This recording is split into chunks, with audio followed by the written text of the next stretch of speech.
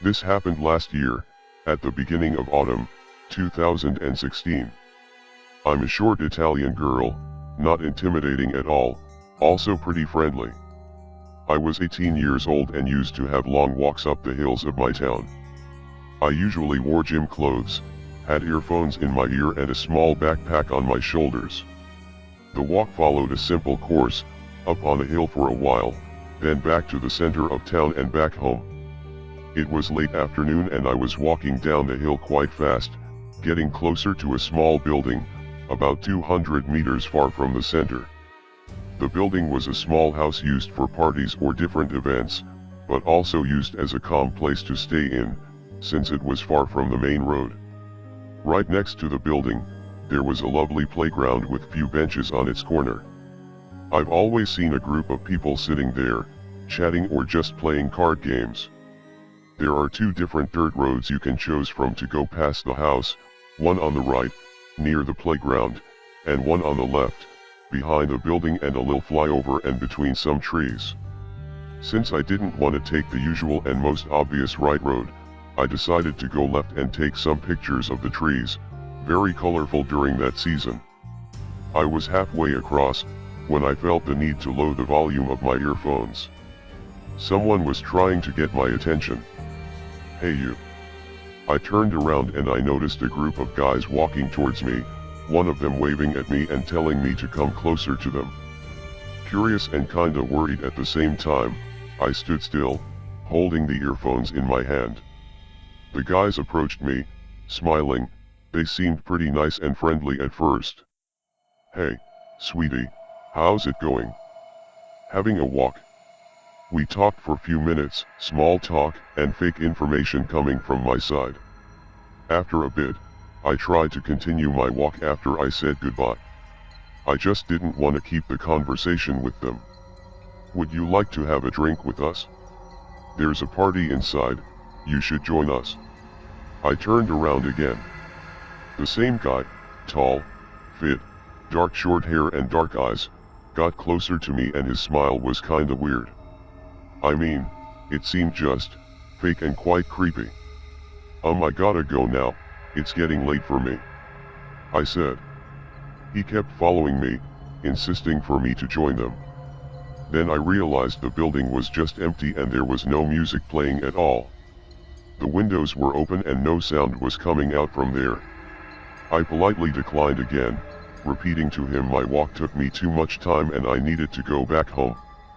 "Your loss," he said, as he looked at me almost disappointed and seemed kind of pissed that I refused his nice offer. He went back to the other two guys and I put my earphones on, not starting the music again though, since I wanted to wait till they were gone or at least far enough to make me feel 100% comfortable. As soon as they saw me put my earphones on, they started talking, while I was walking away. Then I heard footsteps behind me. They had started following me. I didn't dare to turn around, so I walked quicker to keep a decent distance from them. I panicked though, after 1 minute or so. The volume was completely turned down and I could hear every single thing they were saying. The leader of the trio seemed to give to the others orders of some sort, and while I tried to focus on his words, the adrenaline was released inside my body, as soon as I heard what he was saying. "Get her." I was scared now, and the only thing I thought to do was running. So I sprinted and ran as fast as I could, trying to reach the main road in time. Heavy and quick footsteps right behind me confirmed I didn't overhear their chat. I reached the little wall next to the road and I climbed it to lose them. It worked. They stopped chasing me, maybe they thought it wasn't worth it. I was able to reach the main road, panting and shaking. I don't know why they wanted me to follow them. Now that I think about it, I was lucky and smart enough not to immediately turn the music volume up. They would have probably grabbed me and dragged me inside the house. I've never warned the police about the event, and I think I should have done something. But as soon as I got home I just wanted to forget and go back to normal life. Just put all behind me. 1 week later the event, the memory came up while talking with a guy friend, who usually goes to the playground and meets some of his friends. "John, My friend was little taller than me, but muscular and way more intimidating than me. As soon as I told him about my experience, he got mad for what had happened and promised me he would have took care of those guys if they ever showed up. I avoided that place till few days ago. I've never seen them around that place again. This story happened about 2 years ago while I was in university working on my degree in biology. I had signed up for a trip to gather samples for an experiment some students in the ecology department were going to run. It required the collection of samples from several sites, so they recruited biology, ecology, and forestry majors to help them complete the sampling in a shorter period. The area my group was to take samples from was a few hours from my uni in the Pacific Northwest. There are 9 of us in my group, 8 students and a supervising professor. We got to the campsite in the late evening and set up our tents. One of the other students had brought a big container of split pea soup from home and was sharing it with the others on the trip. I don't really care for split pea soup, so I declined the offer. Everyone had some except me, one other student and the professor. Come the next morning, the 5 students who had eaten the soup weren't in the best of shape.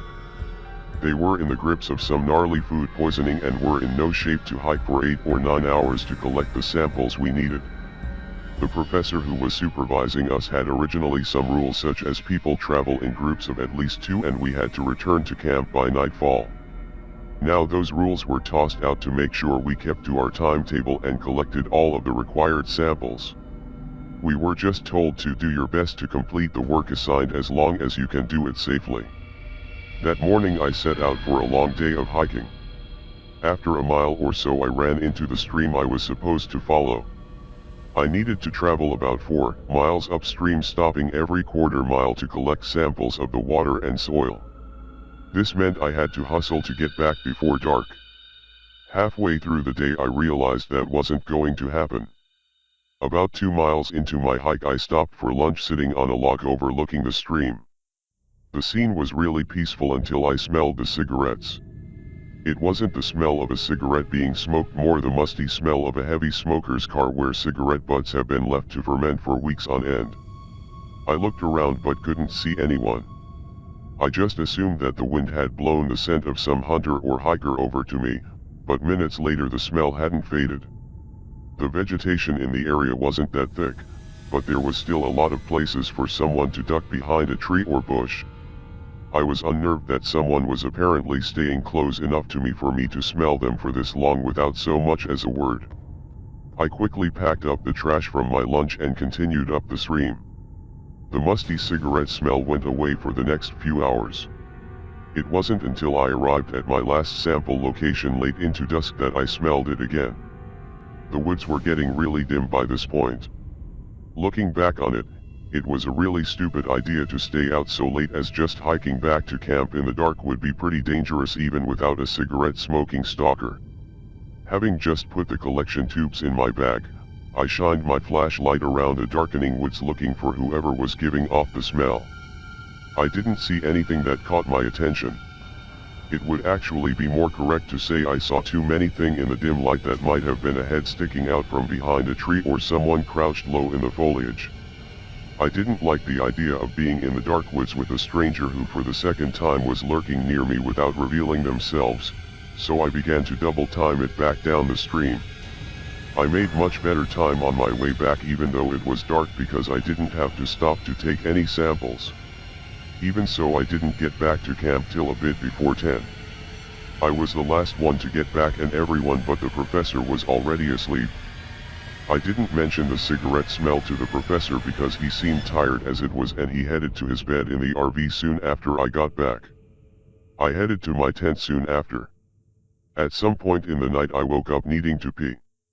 I decided to head into the woods to do my business as I knew some of the other students were still feeling ill and needed the RV toilet for more urgent matters than just having to take a leak. I walked about 100 feet into the woods, found a tree and did what I needed to. As I turned to go back to camp, something caught my eye. Somewhere off in the woods there was a tiny, red glow. I was confused as to what it was until it flared momentarily and I realized it was the cherry of a cigarette. I stood there for a while watching the red ember glow. fade them moved slightly closer to the ground as whoever was smoking would take it out of their mouth. Not being able to see the person, I assumed they were watching the camp. I didn't know if they had seen me make my way into the woods or not, as the fire had been doused and the moon was only half full, so there wasn't very much light. I made my way slowly back to camp as quietly as I could and entered the RV to wake up the professor. I told him about the person smoking in the woods and about the smell of cigarettes earlier that day. However, when we got outside the RV, the ember from the cigarette was gone. My professor woke the other student who hadn't come down with food poisoning, and we took turns watching over camp. I didn't see or smell anything else when I was on guard duty and went to sleep when the professor woke up for his turn. In the morning, the professor, the other student, and I went to where I guessed the smoker had been standing the night before, and sure enough we found about 10 cigarette butts on the ground next to a tree.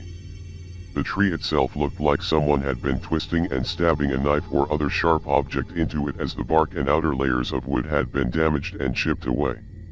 The professor decided that the group should head back that day, even though we hadn't collected all the sample we were assigned to be on the safe side. We packed up camp and drove down the thin dirt trail without incident. The second we got onto the paved highway, though, a white paneled van pulled out of a clearing just off the shoulder and began following us. This van stayed behind us all the way back, pulling off the highway when we did, taking the same surface streets that we did, and only stopped following us when we turned onto the road leading to our university campus. Everyone was freaked out by this, but it was around 9 at night on a weekend, so the security office on campus was closed. We decided to unload the RV and call it a night, as the van hadn't followed us onto campus. I offered to help the professor catalog and store the collection tubes from our trip, so it was another couple hours before I left the biological sciences building and started heading toward the dorm building I lived in. I stepped out into the cool night air and began walking, my professor having left the building in the other direction to get to his car and drive home. It was a couple dozen feet outside of the building, which was now locked, when I was hit with the musty smell of old cigarettes. I looked around, and about 25 yards away in the darkness off of the footpath I saw the cherry of a cigarette smoldering away. I was pretty scared at this point, but hoped it was only a student or some faculty staying late having a smoke. I couldn't completely convince myself of this, as the musty cigarette smell was the same as what I smelled in the woods the previous night. I started down the footpath and soon passed whoever was smoking. 100 feet or so later, I looked over my shoulder and saw the cigarette cherry bobbing in the darkness. The smoker was following me. This creeped me out a bit more, but I still held it together. That is until I rounded a small stand of trees and saw a white paneled van parked alone in a parking lot. I took off at a sprint toward my dorm building. I looked over my shoulder. A few steps into my run, I saw the cherry of the cigarette fall to the ground and a dark shape beginning to move after me. I didn't look back again, but I could hear someone running in the grass off of the footpath. I got to the entrance to my dorm building and frantically waved my keycard in front of the card reader that controlled the door lock. As soon as I hear the soft beep, I open the door, jump through the doorway and shut the door quickly. I stopped and peered through the glass door. I saw the dark shape stop just short of the lit pathway. I just watched for a minute or two. Then I saw the spark of a lighter. The light is just barely bright enough to illuminate a shaggy beard and brim of a baseball cap before it disappears and was replaced with the red glow of a cigarette. I turned and headed up the stairs to my dorm room. By the time I get to my window overlooking the same yard I had just run through, there is no trace of a dark figure or a cigarette cherry. After that, I didn't see that white paneled van again or smell that musty cigarette smell, and I hope I never do. Long time lurker in this sub, first time poster. I've been umming and ahhing about posting this for a long time, and finally decided to write this down.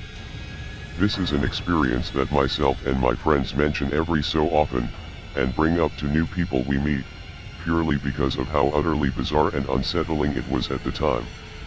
About 3 years ago, back when I was still at university, I would routinely come back to my hometown and visit my friends for weekends, or nights out. I didn't live too far away, at most an hour on the train, so it was quite easy to back and forth, hence why I came back so often. I could jump on the train to see my pals, then at the end of a night out hop on the return line and make my way back home. On one of these nights, I'd had a bit too much to drink and as a result I'd missed the last train, which was at about 1:30 am.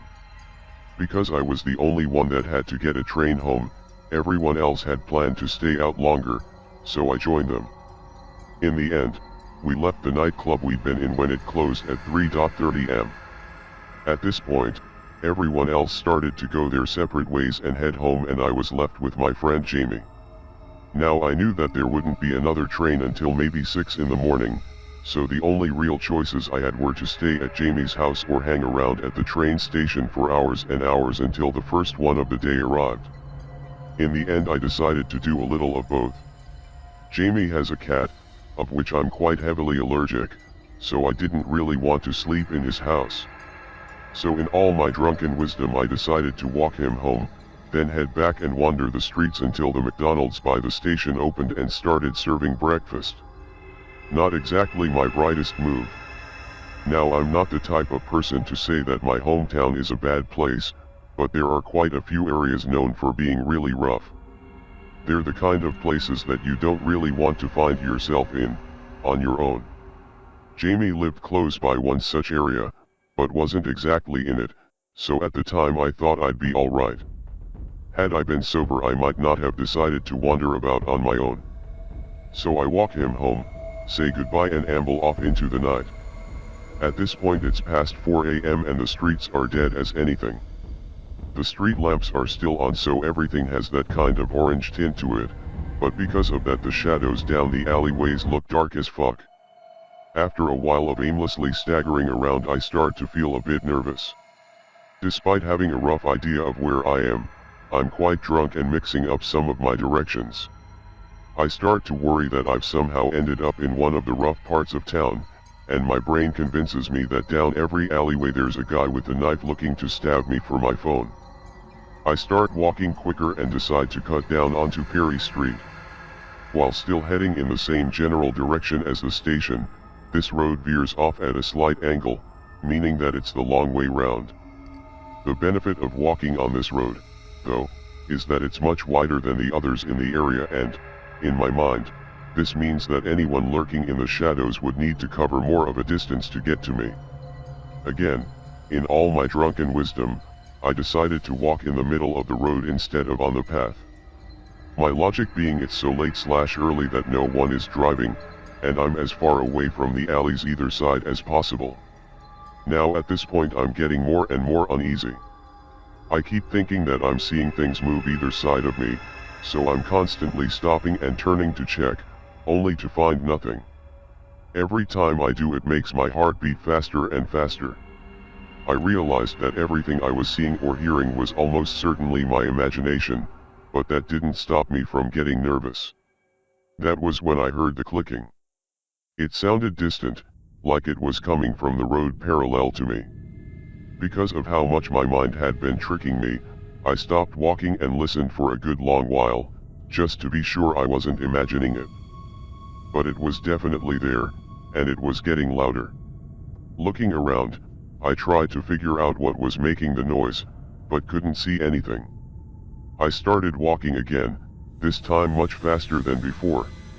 As I did, the noise got louder. So again I stopped and looked behind me. When I did, however, the sound stopped and all I heard was silence. Suitably freaked out, I sped up my pace. And the sound started again. So I turned around, and came nose to nose with this guy on a bike. Needless to say I bricked myself. How he had got up behind me so fast, without me noticing, I still have no idea. The best way that I can describe him was weird. His hair was hanging in an odd way, and seemed way too big for his head, which in hindsight leads me to believe that he was wearing a wig. His eyes were wide like he was on something, and his mouth was twisted into a really weird smile. His t-shirt was stained with something, and over a pair of cut-off jeans he was wearing a tutu. Not once losing the smile he leaned over his handlebars, getting as close as he could to me, and whispered, Are you scared of me? At this point I was shitting myself. Even now I can think of 1,000 things I could have or maybe should have said to him. But instead, all I could manage at the time was a little bit. Yeah. Then he laughed. Not a chuckle, or a snicker, but a full-blown cackle. Swinging his bike around, he sped back down the road behind me, all the while laughing like a lunatic. I didn't move an inch until I was sure he was far enough away, and even then I could still hear him laughing. Needless to say, I was out of there as fast as fucking possible. Every so often, as I ran back to the town center, I would hear the click of his bike chain and freak out again. I was convinced that he was following me, from the next road over and checking where I was through the alleyways.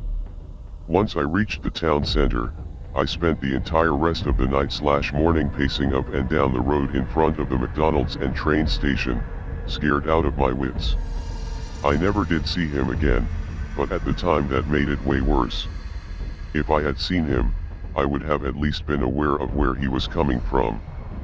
But only being able to hear his bike, I was terrified that he would appear out of nowhere the same as before. I've since been able to laugh about it and, as mentioned at the start, it's become kind of a favorite story in my friendship group.